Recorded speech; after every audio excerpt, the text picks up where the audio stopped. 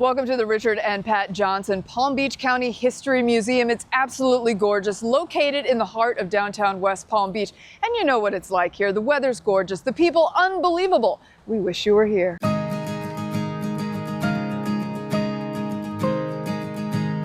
Thanks for tuning in to Passport to the Palm Beaches. I'm your host, Jacqueline Journey, and we have an amazing segment for you today. We are here with Jeremy Johnson, who is the president and CEO of the Historical Society of Palm Beach County. Thank you so much for having us today. Well, Jackie, thank you so much for being here. It's a pleasure.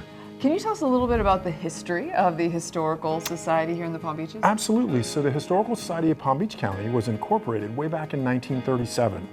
And since then, we've been collecting, preserving, and making accessible to our community and beyond artifacts and ephemera that tell the rich history and cultural heritage of Palm Beach County. And you're located right downtown, very conveniently. This used to be a courthouse. Yes, yes. 300 North Dixie Highway, and our home is the historic 1916 courthouse. Obviously, tourism has played such an incredible, important role in the development of Palm Beach County. We thought it would be really fun to explore the history of it. From the very beginnings, when people came down here really strictly to hunt and to fish, and then as that evolved over the years, of course, Henry Flagler was a huge game changer with his railroad. And then we kind of explore the periods from the railroad all the way up to the present. And as we all know, tourism is such an economic driver in this county that we thought it would be fun and very appropriate to explore that for our community. My family's been involved in education for years and years in Palm Beach County, so for me to have this opportunity to continue my family's tradition in education, it's absolutely a labor of love. What's been your favorite part so far? Oh goodness, well, I have the most incredible board to work with. Together with our board, we get to shape the vision for the organization, and to me that's one of the things that's most rewarding, is to plan and then execute on things that will hopefully enlighten not only our community but our visitors as well about our rich history and cultural heritage. Being an expert on Palm Beach County, what do you think separates it from all the surrounding counties? This is a very unique community. You know, it is, and it's a very special place, and I think that that sense of community that really exudes from our county is something that makes this place incredibly special. It's obviously got a rich history, and so I think that that combined with the amazing people that both visit Palm Beach County and call Palm Beach County home makes it the most incredible place to be. Excellent. Well, I think up next we're going to speak to one of the curators who has helped bring Wish You Were Here to the Historical Society of the Palm Beaches.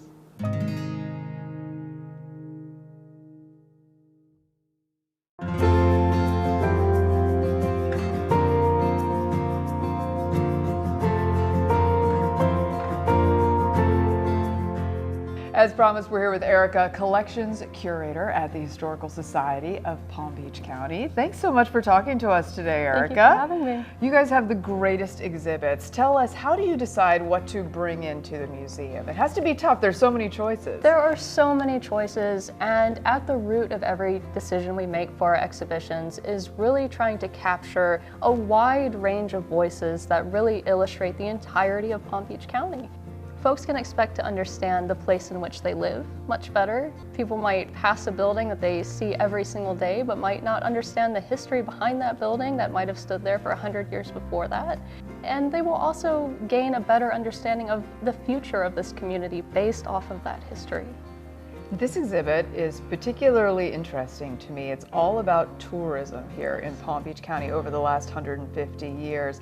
And it's pretty exciting. I mean, there really was kind of nothing here, and it's grown into something so spectacular and really world-renowned as far as tourism and resorts and things like that. So can you give us a bit of an overview of what's happened over the last 150 years to make us the powerhouse in tourism that we are? Absolutely. You are absolutely correct. In 1870, there really was nothing here. We did not have an infrastructure. It was largely swampland. There were no homes, no hotels, no accommodations. And so when folks came down here in the very beginning, it really required kind of an adventurous spirit. People were coming down here to hunt and fish exotic species that they had never seen before. And while they were doing that, they didn't really have a place to live or to temporarily stay. And so by the 1880s, we have folks who have set up their own personal homes in which to live, and they are expanding their homes to accommodate guests. and these are our first form of accommodations, kind of the 1880s Airbnb, so to speak. And that's where folks are staying as tourists and as visitors. Very nice. And so what really was the catalyst, for those who don't know, for this becoming such a resort area? Yeah, so as the exhibition will kind of emphasize through four main ideas, it was the natural environment. People were coming for this beautiful land, this beautiful weather and environment. They were also coming for the art and culture, sports and recreation, and accommodations. And these are the four main topics that the entire exhibition kind of expounds upon. With a thread of transportation, right? We would not be the community that we are today without the advent of the train and the railroad. And of course, roadways develop along the way as well, so we talk about the role of transportation and opening that up to folks as well. An important part of your exhibit here is all about the highwaymen. Tell us about them for people who aren't familiar. Absolutely. So the Florida highwaymen are really fundamental in kind of depicting this very romantic image of Florida and are ultimately responsible for attracting tourists to this area through their depictions of Florida. They were painting, of course, during a very tumultuous time for African Americans. From the 1950s up through 1970, they're credited with having produced 200,000 artworks. So just to express kind of the sheer volume of what they were doing, it was astronomical. And this is all at the time of segregation, Jim Crow laws. They were really kind of relegated to selling from their vehicles because they were excluded from traditional art markets and galleries. Their landscapes are stunning. You really feel as if you are there. The way they capture the scene and their use of color, spectacular. Absolutely.